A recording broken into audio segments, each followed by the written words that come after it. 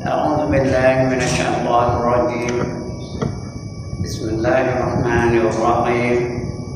إلى حضرة النبي محمد المصطفى رسول الله صلى الله عليه وسلم وإلى آله وصحبه أجمعين وإلى حضرات جميع الأنبياء والمرسلين عليهم الصلاة والسلام وإلى حضرات جميع الأولياء والصالحين وجميع المؤمنين والمؤمنات والمسلمين والمسلمات الأحياء منهم والأموات وإلى حضرات آبائنا وأمهاتنا وأجدادنا وجداتنا وعشيرتنا ومعلمينا ومن لهم حقوق علينا. شكر الله لهم الفاتحة. أعوذ بالله من الشيطان الرجيم. بسم الله الرحمن الرحيم. الحمد لله رب العالمين الرحمن الرحيم مالك يوم الدين. إياك نعبد وإياك نستعين اهدنا الصراط المستقيم صراط الذين أنعمت عليهم غير المغضوب عليهم ولا الضالين. آمين. الحمد لله الذي هدانا لهذا وما كنا لنهتدي لولا أن هدانا الله، والصلاة والسلام على أشرف الأنبياء والمرسلين وعلى آله وصحبه أجمعين. رب اشرح لي صدري ويسر لي أمري واحلل عقدة من لساني يفقهوا قولي. سبحانك لا علم لنا إلا ما علمتنا إنك أنت العليم الحكيم. ولا حول ولا قوة إلا بالله العلي العظيم. أما بعد. Yang dimuliakan Tuan Pengerusi dan ahli-ahli jawatan kuasa masjid, yang berbahagia tuan-tuan imam, tuan-tuan bilal, tuan-tuan guru, para alim ulama tempatan, ustaz-ustaz, ustazah-ustazah, pemimpin-pemimpin setempat, seterusnya tuan-tuan, puan-puan, hadirin hadirat, muslimin muslimat yang dirahmati Allah sekalian. Alhamdulillah, setinggi-tinggi kesyukuran kita panjatkan kehadirat Allah Subhanahu wa taala. Kerana pada malam ini Allah izinkan kita untuk berada di dalam majlis yang paling mulia, iaitu majlis ilmu. Tidak ada majlis yang lebih mulia daripada majlis ilmu. Mudah-mudahan Allah akan bekalkan kita dengan ilmu yang secukupnya bagi membantu kita menjalani kehidupan sesuai dengan kehendak Allah dan sesuai dengan yang dicontohi kepada kita oleh baginda Rasulullah SAW. Allah dah datangkan 5 hukum kepada kita untuk kita laksanakan kelima-lima itu, supaya kita diancirah oleh Allah sebagai menjadi hamba-hambanya. 5 hukum itu tak lain tak bukan. Yang pertama wajib, yang kedua haram, yang ketiga sunat, yang keempat makruh, yang kelima harus. Kelima-lima itu hendaklah kita bertindak dengan sewajarnya. Wajib artinya dibuat dapat pahala, ditinggalkan berdosa, kedudukannya mesti buat. Haram artinya dibuat berdosa, ditinggalkan dapat pahala, kedudukannya mesti ditinggalkan. Sunat artinya dibuat dapat pahala, ditinggalkan tidak berdosa, kedudukannya elok buat, elok. Tapi dulu dia lebih buat yang sunat. Mayang ada yang sunat, puasa ada yang sunat, sedekah ada yang sunat, zikir ada yang sunat, buat. elok, benda elok. Makruh artinya dibuat tidak berdosa, tapi ditinggalkan dapat pahala. Kedudukannya elok ditinggalkan, elok jangan buat. Karena dia makruh. Makruh itu artinya Allah benci. Bila Allah benci semua nanti, malaikat benci, Rasul benci, orang soleh benci, wali-wali benci, semua benci. Itu makruh. Jangan jual bibi orang makruh tu. Allah nak kerukan haram je. Yang sunat pun gitu juga, jual bibi Allah sunat tak wajib. Itu antara tanda pelaku yang sunat tu. Yang harus artinya dibuat atau ditinggalkan tidak berpahala dan tidak berdosa. Kedudukannya tepuk dada, tanya selera. Nak buat pensilat dan nak buat pensilat. Itu 5 hukum ni meliputi segenap aspek kehidupan. Apa saja dalam hidup tak lepas daripada 5 hukum. Semayang ada 5 hukum. Duduk dalam masjid ada 5 hukum. Makan ada 5 hukum. Tidur ada 5 hukum. Nikah kahwin ada 5 hukum. Kenuri-kenara ada 5 hukum. Pendidikan ada 5 hukum. Apa saja dalam kehidupan ini tak lepas daripada 5 hukum. Jadi yang wajib mesti buat. Yang haram mesti tinggalkan. Yang sunat elok dibuat. Yang makruh elok ditinggalkan. Yang harus jadikan ibadah kepada Allah SWT. Bila ini boleh kita lakukan, berat dapat pahala kita. Semua boleh jadi sumber pahala. Yang wajib dapat pahala, yang haram dapat pahala, yang sunat dapat pahala, yang makruh dapat pahala, yang harus pun dapat pahala.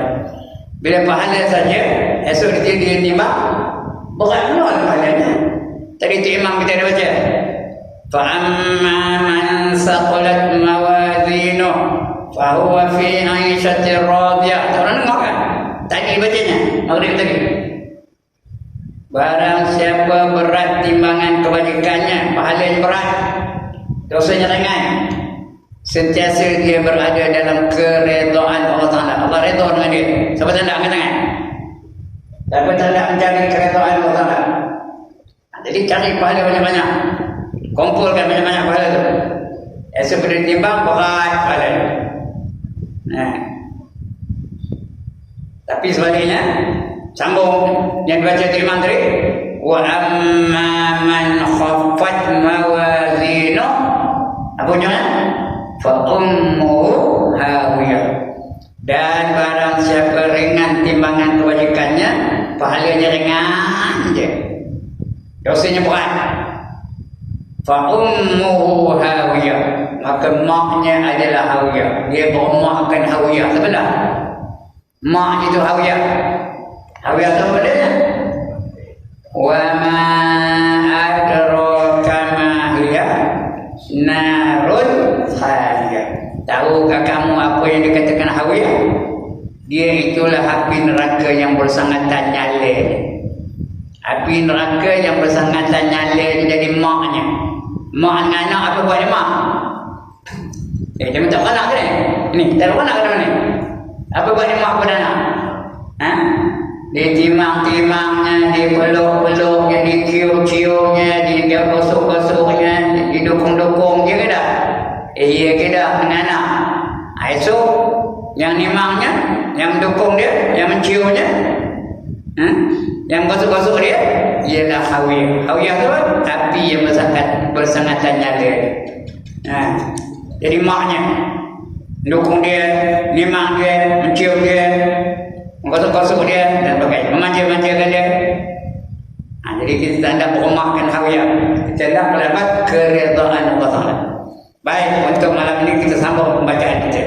Tajuknya adab-adab selepas terbit matahari sampai ke waktu gelincir matahari. Adab apa kita nak buat lepas sembahyang subuh? Buat apa? Pasalam tu terus wakilnya, cari satu jangan, cari nasi lemak, cari bihun goreng. Itu kan? Banyak perkara-perkara yang perlu kita lakukan selepas sembahyang subuh. Ini ada tengok apa nak buat sampai lohor, sampai waktu lohor. Ada aktiviti-aktiviti, ada gerakan-gerakan yang patut kita lakukan. Tengok apabila matahari telah terbit sekadar satu galak. Terbit matahari itu jangan buat apa dulu, wirid dulu. Tengok mana jadual mana? Terbit matahari kau apa? Syuruk kau 7.26. Jangan bayar dulu. Tunggu dulu skala, dia naik skala. Kira-kira 26 minit, 30 minit dah senang, setengah jam. Kalau dia terbit kau apa? 7.26. Campur 30 minit pun 7.56. Ketika itu baru boleh semayang. Kalau tidak, terus semayang duduk dulu. Kerana waktu terbit matahari itu dipanggil waktu tahrim. Waktu apa? Sebut tahrim. Waktu haram. Jangan semayang waktu itu. Namanya tahrim. Ada 5 waktu tahrim. Nah, yang pertama selepas semayang fardu subuh. Dengar dulu. Lepas semayang waktu subuh. Jangan semayang dulu. Jangan semayang sunat. Kecuali sunat-sunat yang ada sebab, itu tak apa. Tapi saja-saja nak semayang tak boleh. Sunat mutlak tak boleh. Kalau ada sebab tak apa. Baru masuk masjid maupun semayang tahiyatul masjid tak apa boleh. Qadha boleh, bila-bila boleh. Yang tak boleh ni saja nak semayang sebab tak ada waktu, tak ada apa, tak ada. Itu haram. Jangan semayang, tak terima. Lepas waktu subuh. Yang kedua ketika terbit matahari. Masih terbit matahari tu, lepas subuh terbit matahari, jangan semayang dulu. Jangan semayang dulu. Itu waktu apa? Waktu tahrim lagi tu. Masih lagi dilarang kita mengerjakan semayang. Yang ketiga ketika nak zuhur. Waktu rembang matahari. Dia belum kecil lagi tapi masih ada di tengah apa? Di tengah-tengah awal tu. Ketika itu namanya waktu rembang matahari, kira-kira 5 minit sebelum zuhur. Jangan semayang. Kalau sebelum itu tak apa. 2-3 minit sebelum itu jangan semayang. Itu 3. Yang keempat, selepas semayang fardu asar, jangan semayang. Itu waktu tahrim. 5 waktu tahrim ya. Yang kelima, sebelum terbit, sebelum jatuh matahari tengah kuning-kuningan. Jangan saja nak semayang, tak boleh. Tapi kalau ada sebab, kenapa? Masuk masjid, semayang tahiyatul masjid boleh tak? Boleh. Qadha boleh tak? Boleh. Semayang wudu lepas ambil wudu, semayang sunat wudu boleh tak? Boleh. Ini saja-saja nak semayang. Saja aku semayang kerana Allah Ta'ala, itu je. Tak ada sebab, tak ada apa. Yang itu tak boleh. Itu namanya waktu tahrim. Tengok ni. Balik berkita kita ni. Apabila matahari terbit sekadar satu galak tu apa dia? Dia naik, dia dah terbit tu. Dia naik kata tu. Ambil tombak, lembing. Acak lembing tu tengok kata. Hak mana? Faham macam ni? Saya cakap Melayu ke Jepun ni? Acak lembing tu tengok kalau saya kena jawab. Hak mana? Kadar sekira mana kita nampak matahari tu. Matahari tu belum keluar kan? Naik. Orang nampak matahari. Itu namanya segala. Kira-kira 30 minit selepas terbit matahari. Ataupun 20, yang tepatnya 26 minit. Masa itu baru boleh kita semayang. Naik segala ya. Maka sembahyanglah engkau 2 rakaat. Apa nama sembahyangnya? Sunat Isyraq. Kali sunat apa? Isyraq. Sunat terbit matahari. Isyraq itu terbit matahari. Tapi kalau dah pukul 11 tak ada sunat Isyraq lagi. Tidak masuk duha. Isyraq itu ialah sembahyang yang pertama setelah masuk waktu duha. Bila masuk waktu duha kita sembahyang sunat. Jangan masuk duha sunat Isyraq. Sunat sembahyang sunat Isyraq. Saja aku sembahyang sunat Isyraq 2 rakaat kerana Allah Taala. Faham ke mana? Wanita-wanita faham kan? Sunat Isyraq. Sepertinya sunat terbit matahari. Saja aku semayang sunat isyraq 2 rakaat kerana Allah Ta'ala. Tuan guru saya ngajar sunat isyraq ni. Mula-mula baca doa kita, lepas itu baca Fatihah, lepas itu baca Ayatul Kursi. Siapa tak hafal Ayatul Kursi kan? Siapa tak hafal Ayatul Kursi? Semua hafal. Baca tu Ayatul Kursi. Bermula dengan Allahu la ilaha illa huwal hayyul qayyum. Jangan wa ilah hukum ada hukum tu kan Ayatul Kursi ya. Itu wirid kita akan bayang ada. Ini nak baca surah Kursi bermula dengan Allahu la ilaha illa huwal hayyul qayyum la ta'khudhuhu sinatun wa la nawm sampai wala yaquduhu qidhuhuma wa huwal aliyyul azim. Itu rukuk. Itu yang tidak. Itu sujud. Itu duduk antara duduk sujud. Itu sujud balik. Itu rakaat kedua. Baca Fatihah. Lepas Fatihah, baca surah Al-Ikhlas. Tahu Al-Ikhlas? Bismillahirrahmanirrahim. Apa? Al-Ikhlas. Al-Ikhlas itu kan? Apa dah? Qul huwallahu ahad. Allahu samad. Lam yalid wa lam yulad wa lam yakul lahu kufuwan ahad. Itu rakaat kedua. Itu rukuk, iktiraf, itu ambil salam dan sebagainya. Itu sunat isyraq namanya. Ya. Maka sembahyang engkau 2 rakaat. Engkau buat sembahyang ini selepas habis waktu yang dimakruhkan sembahyang. Jadi tulisnya makruh. Imam Ghazali mengatakan makruh, tapi ada ulama mengatakan haram. Haram lagi tidak sah, kata ada ulama mengatakan begitu. Tapi Imam Ghazali apa sikit, ringan sikit. Dia kata yang makruh, tak dosa. Yang dimakruhkan sembahyang iaitu masa yang antara selepas sembahyang subuh sampai naik matahari sekadar 1 gala.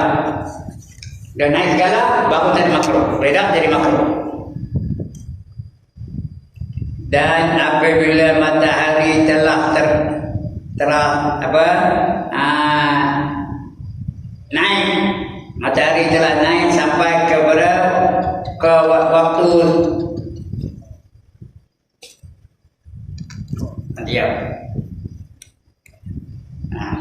naik sampai ke waktu duha. Waktu duha. Dia naik itu maknanya masuk waktu duha. Lepas surat isyraq tu 2 rakaat tu, dia dah naik. Dah masuk waktu duha. Nak sembahyang apa sunat apa? Sunat duha. Saja aku sembahyang sunat duha 2 rakaat kerana Allah Ta'ala. Boleh buat 2 rakaat, 2 rakaat, 2 rakaat, 2 rakaat, boleh sampai 12 rakaat. Sunat duha 6 kali duha. Boleh sampai 12 rakaat. Buat nama sembahyang sunat duha.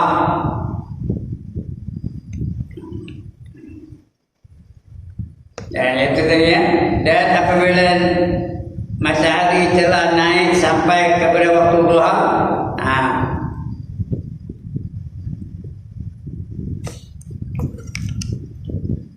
iaitu apabila telah berlalu lebih kurang 1/4 siang, 1/4 siang atau 1/4 siang, kira-kira pukul 10, 9 boleh tu ya, 1/4 siang, maka hendaklah engkau mengerjakan sembahyang sunat duha, iaitu 2 rakaat atau 4 rakaat atau 6 atau 8 atau 8 rakaat. Engkau buat sembahyang itu 2 rakaat, 2 rakaat. Tapi ada yang mengatakan sampai 12 rakaat, 6 kali. Tapi kalau tak 12 rakaat, 8 rakaat, 4 kali. 4 kali duha, 8 rakaat. Ada engkau buat 8 rakaat, engkau buat sembahyang itu 2 rakaat, 2 rakaat. 2 rakaat sekali salam. Seperti yang telah diriwayatkan daripada Rasulullah sallallahu alaihi wasallam. Dan sebenarnya sembahyang ini sangat baik dan sangat besar pahalanya. Oleh itu terserahlah kepada seseorang apakah dia hendak memperbanyakkan atau mengurangkannya. Nak lebih apa? Boleh sampai 12 rakaat. Nak korang pernah apa? Paling koman, paling kudi, paling koyuk, paling malas apa? Dua rakaat. Tu udah malas benar. Yang langsung tak guna, langsung tak buat. Tu langsung tak guna. Apa tak guna? Duit nak sunat, tak wajib sunat je. Langsung tak buat. Kadang-kadang yang wajib pun tak buat. Itu dia. Boleh ditambah, boleh dikurangkan.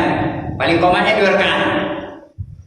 Kerana pahalanya sangat besar pahalanya. Oleh itu terserahlah kepada seorang apakah dia hendak memperbanyakkan atau mengurangkannya.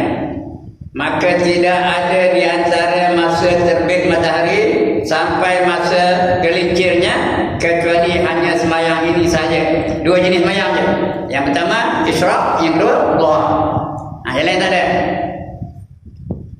Tapi boleh tak waktu tu kita sembahyang hajat, boleh tak? Boleh. Hajat boleh, bila boleh. Boleh tak masa tu kita sembahyang sunat wudu, boleh tak? Boleh. Tahiyatul masjid boleh tak? Boleh. Tapi yang berjadual tak ada. Kalau nak buat tak apa. Tak ada sembahyang lain ya. Dan tidak ada masa terbit matahari sampai kepada masa gelincir kecuali hanya sembahyang ini saja, iaitu sembahyang sunat isyraq dan sembahyang sunat duha. Maka waktumu yang selebihnya hendaklah engkau isikan dengan salah satu 4 perkara yang bawah ni. Udah sembahyang, mula-mula sembahyang sunat isyraq, lepas tu sembahyang sunat duha, lepas tu buat 4 perkara. Jangan melewat tentu halil. Ini melewat yang mana? Merempit je macam ni. Naik motor terang. Tengok saya naik motor je. Apa kau kata? Muka tu. Kenapa sebab kata muka tu? Apa kata muka tu? Udah tinggal 1 roda. Merempit je macam ni. Jangan buang masa tentu halil. Atau ada 4 perkara yang kita nak buat. Yang pertama wirid, baca Quran dan sebagainya. Tengok apa buat. Buat salah satu daripada 4 perkara ni. Buat 4 perkara ni, bukan salah satunya, 4 tu buat. Kecuali hanya 4 perkara tadi. Perkara pertama, iaitu yang terlebih afdal, bahawa engkau habiskan waktumu itu dengan mencari ilmu. Kalau ada majlis ilmu, pergi. Ada dah tempat orang ngaji. Waktu duha ada dah orang ngaji. Ada. Saya boleh katakan hampir setiap hari ada je waktu duha macam Allah. Pagi tadi ada. Esok mana ada. Dosa pun ada. Boleh katakan boleh hari lah. Hari Senayan ada, Selasa ada, Rabu ada, hari Khamis ada, hari Jumaat ada, hari Sabtu ada, hari Ahad pun ada. Jadi kalau ada majlis ilmu, hadirlah majlis ilmu. Kerana majlis ilmu itu sangat besar pahalanya. Dianggap oleh baginda Rasulullah majlis ilmu sebagai apa? Sebagai taman syurga di dunia ni. Taman syurga. Tahu taman syurga? Taman cantik ke tak? Perempuan? Taman cantik ke tak? Cantik. Udaranya bersih ke tak? Bersih. Segar ke? Layu je. Segar. Itu taman syurga ya. Taman je. Udaranya bersih, bunganya berkembang, baunya harum, pokok-pokoknya segar, daun-daunnya segar. Itu taman syurga. Sebelum dapat syurga sebenarnya kita selalu hadir dalam taman-taman syurga. Cari mana ada majlis ilmu. Masjid ini saya tahu ada tak? Ada berkuliah tua? Ada. Alhamdulillah. Begitu juga surau-surau. Buat masa duha tu menuntut ilmu. Tapi biar ilmu yang memberi manfaat. Bukan sebarang ilmu ya. Ilmu yang memberi manfaat. Ilmu yang memberi manfaat ni tuan-tuan dan puan ada 6 ada. Yang pertama, lagi banyak ilmunya, lagi takut kepada Allah Ta'ala. Kalau lagi banyak ilmunya, lagi tak takut, lagi ego, lagi sombong, lagi tak kebok, itu bukan ilmu beri manfaat. Dia mesti ada lagi tinggi ilmunya, lagi dia rasa takut dengan Allah. Karena seksa Allah tu tak boleh menahannya. Bila kita seksa neraka, tak ada menahan. Jadi kita takut dengan Allah. Allah Maha berkuasa, Allah Maha Allah Maha keras, Allah Maha tegas dan sebagainya. Takut dengan Allah. Yang kedua, lebih gemar dia kepada akhirat daripada dunia. Dia hendaknya akhirat je. Dia bersedia untuk akhirat karena dia tahu dia akan kembali ke akhirat. Yang kedua. Yang ketiga, dia kurang gemarnya kepada dunia. Kurang gemarnya kepada dunia karena dia tahu dunia ni tak ada memberi faedah apa-apa. Dunia ni hanya mata benda yang menipu daya. Dia kurang gemar dia kepada dunia, tak ada apa faedahnya. Yang ketiga. Yang keempat, dia kenal kelemahan dirinya. Dia tahu kekurangan diri dia. Dia tahu kecacatan diri dia. Kita tahu juga, tapi tahu kecacatan orang lain. Kecacatan, kelemahan pengurusi masjid kita tahu. Jatuh kuasa masjid kita tahu. Diri kita tahu. Patutnya kita tahu kelemahan diri sendiri. Nak tahu kelemahan diri sendiri, ada 4 cara. Dengar lalu, tak ada kitab ni. Ada 4 cara nak tahu kelemahan diri sendiri. Yang pertama, tanya pada musuh. Jangan tanya pada kawan, tanya pada kawan. Nampak? Kalau saya tanya pada Mu'in, apa macam tok ni bagi kita, apa jawapan? Apa jawapan? Baiklah. Ya. Puji aja lah. Coba tanya orang yang dia ketik. Siapa yang dia ketik? Tanya dia. Macam mana? Orang lampak kesalahannya. Begitu ke saya ni. Siapa ketik ke saya? Tanya dia. Tu tanya pada musuh. Yang 4 cara ya. Yang kedua, bersahabat dengan sahabat yang ikhlas. Bersahabat dia ada sahabat yang ikhlas, yang boleh membantu kita bila kita dalam kesusahan, yang boleh mendoakan kita bila kita dalam kelemahan dan sebagainya. Yang kedua. Yang ketiga, berguru dengan guru yang mursyid. Nah, guru yang mursyid. Jangan sembarang guru. Guru mursyid itu guru yang tahu kelemahan murid-muridnya. Dia beri latihan-latihan yang tertentu supaya hilang kelemahan itu. Yang ketiga. Yang keempat, bergaul dengan masyarakat ramai. Bergaul dengan masyarakat ramai baru kita tahu kelemahan dia. Orang ni pemurah, aku ni kedekut. Orang ni lekas dapat, aku ni benar-benar tak mau dapat-dapat. Kita tahu kelemahan kita bila bergaul dengan orang ramai. Jangan orang, ya, jangan seorang diri je. Itu 4 cara nak tahu kelemahan kita. Itu nombor 4. Kita tahu kelemahan kita. Yang kelima, kita tahu tipu daya, cara-cara syaitan menipu daya. Tahu kita taktik-taktik syaitan menipu daya kita. Tambah majlis ilmu ni, syaitan seronok ke? Tuan-tuan, perempuan, syaitan seronok ke tuan-tuan dan perempuan ngaji malam ni? Tak jawab pun. Seronok ke tak? Tak. Dia akan cuba gagalkan majlis ni. Dibawanya berbagai-bagai senjata. 3 senjata yang bawanya. Yang pertama bawanya apa? Bawanya apa? Celak. Bila kena celak setan apa macam? Tuan-tuan. Nganggu aja depan besar tu. Ada dah betul tengok. Okey, ada pelakan apa tak? Yang motor tengok gelap, nampak tak? Kalau dah apa itu maknanya dia dapat apa? Dapat celak setan tu. Tak juga berjaya. Malam ni tak berjaya, nampaknya elok nampak tu beliang mata menantikan. Jadi setan tu balik ke? Apa buatnya? Dia bawa senjata yang kedua. Apa buatnya? Salah. Dia bawa senjata yang kedua. Apa buatnya? Gincu. Gincu. Tahu gincu?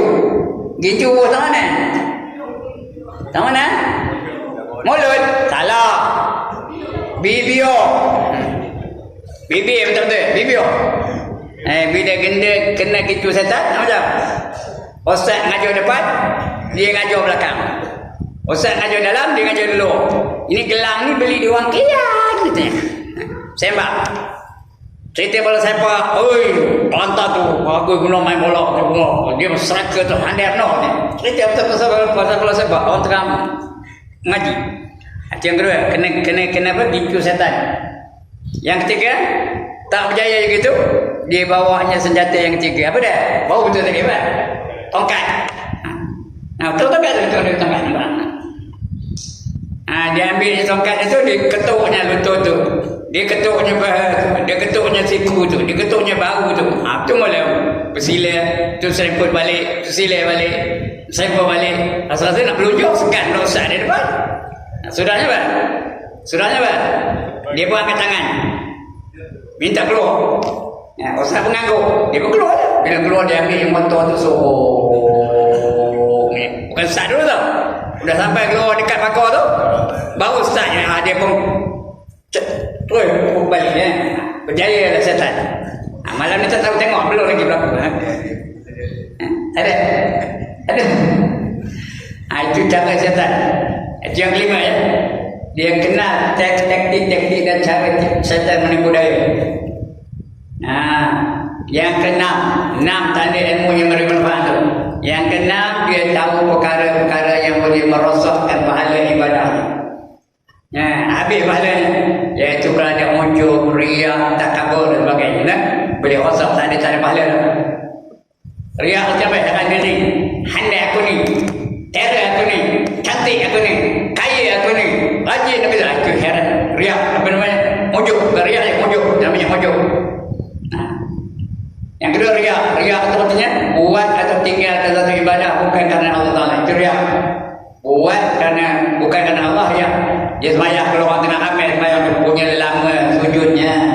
Orang itu dah mati, pokoknya dia sujud.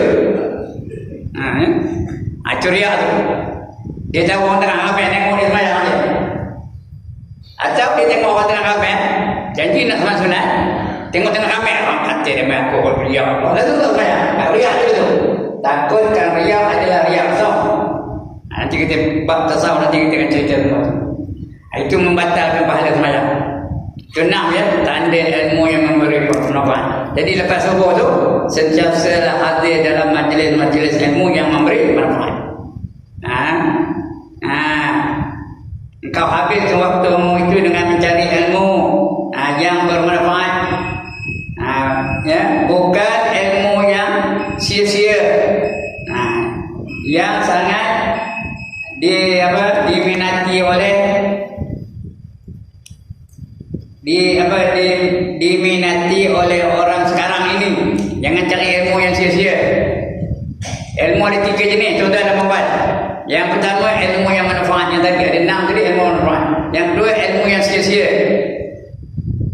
tak ada pahala, tak ada dosa, tapi sia-sia, buang masa aja. Contoh apa? Ilmu main seremban. Apa ada kemahiran main seremban? Buat malu orang Melayu je. Nilai nyampur 7 aja. Dia orang main seremban bundunya dia berapa? 7 aja kan? Dia 7 aja, nyampur 7 aja. Lebih ke 7 tak boleh nyampur. Buat malu orang Melayu ni.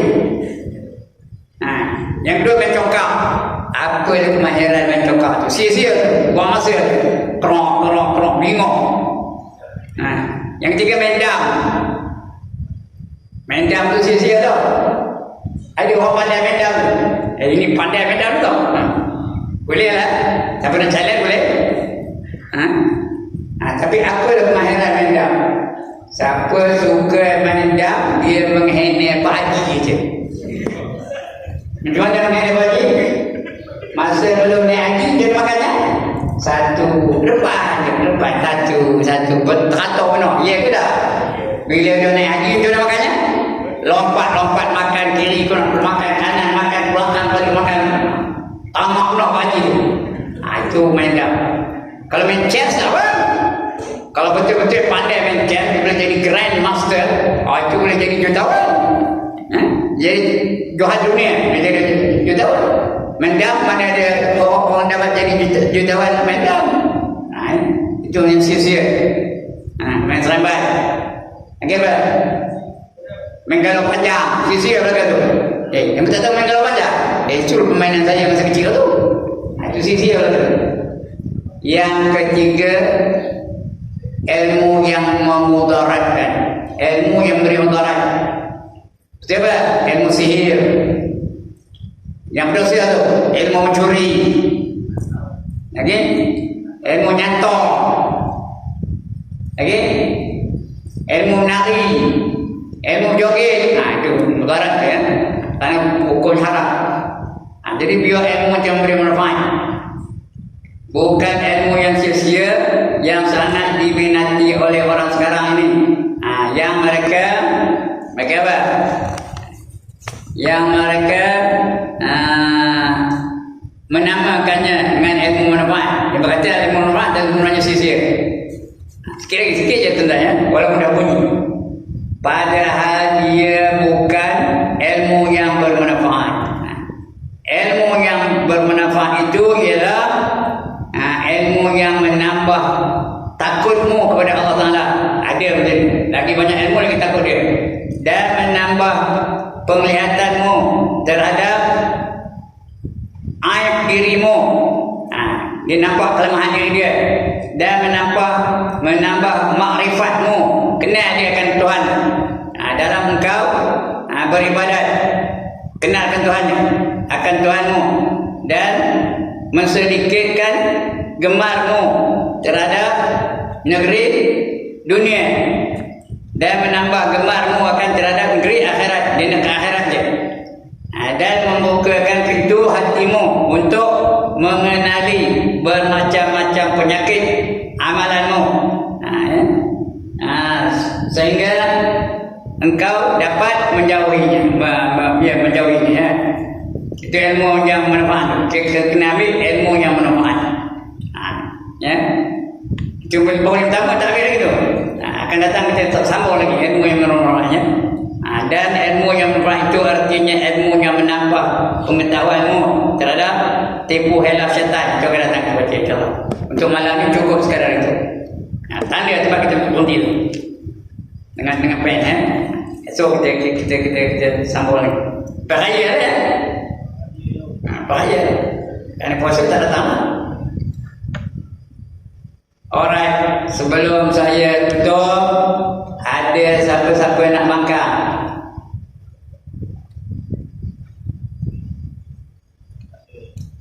Tak ada siapa nak makan?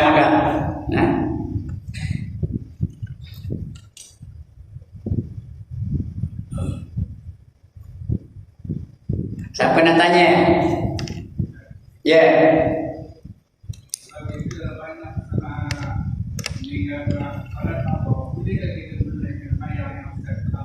Qadha bila masa boleh. Dia tak ada waktu yang haram. Tak. Maksudnya kita buat perayaan tapi qadha kita tak dapat. Qadha tu kita apa? Main sunat je buat. Qadha tak nak buat. Kena buat dua-dua. Yang sunat pun buat, qadha pun buat. Yang qadha tu buat programnya. Satu hari nak qadha apa? Hari ini nak qadha apa? Satu hari punya ibadah. Sehari. Dia buat program. Susun program ni.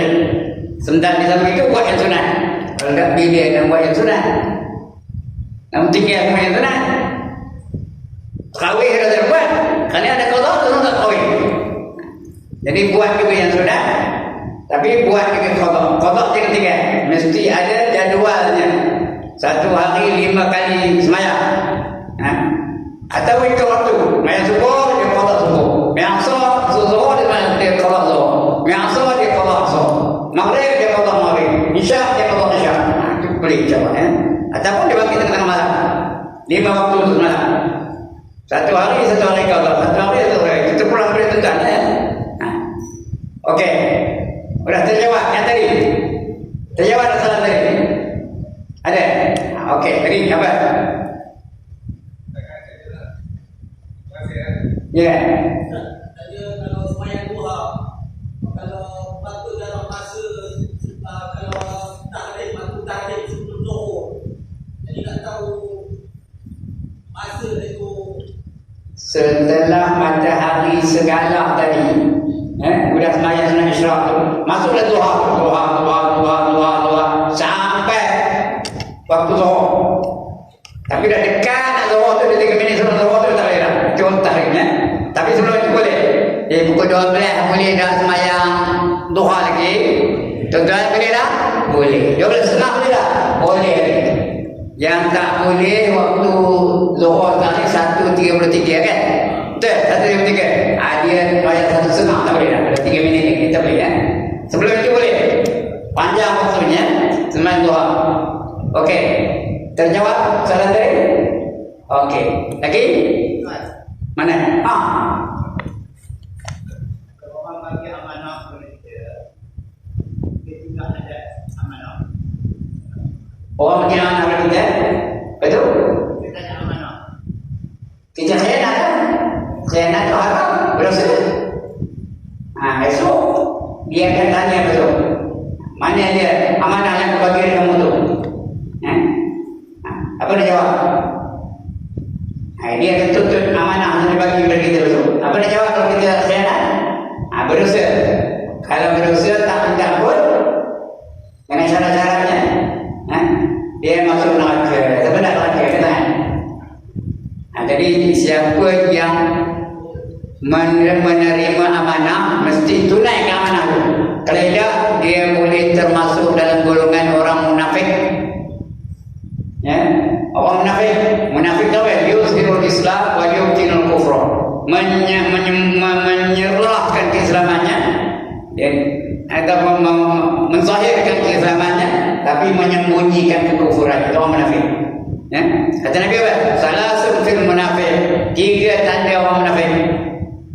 Yang pertama bila bercakap bohong. Yang kedua bila berjanji mungkir. Yang ketiga bila diberi amanah dia khianat. Itu tanda. Tapi bukan munafik betul. Dia bukan munafik hakiki. Itu munafik apa? Munafik apa? Nikmat. Munafik pada nikmat Allah. Kufur nikmat namanya. Bukan munafik dia tu masuk neraka yang paling bawah tu, bukan munafik itu ya. Tapi tanda munafik itu memiliki tanda-tanda munafik. Tapi bukan munafik betul, tanda-tanda dia. Itu soalan tadi ya. Jadi kalau ada amanah, contohnya benda hari umpamanya, betul. Jangan solat dulu.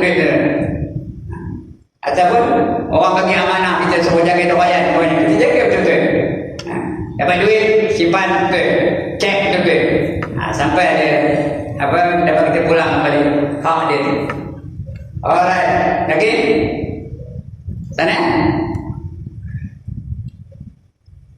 Wanita-wanita ni handal lelaki ni. Langsung tak ada apa soalan. Alright, kalau tak ada sekian dulu tuan-tuan dan perempuan. Masa muda berlarutan. Salah silap minta ampun, minta maaf lah ya. Saya ni bukan pandai berlagak macam pandai aja, action aja. Jadi ada action pun. Kalau action tak ada apa ada? Ilmu dah tak ada, action pun tak ada apa ada? Apa yang tak ada? Jadi mudah-mudahan kita dapat sesuatu yang bermanfaat perjumpaan kita pada malam ini. Sekian dulu aku qauli hadza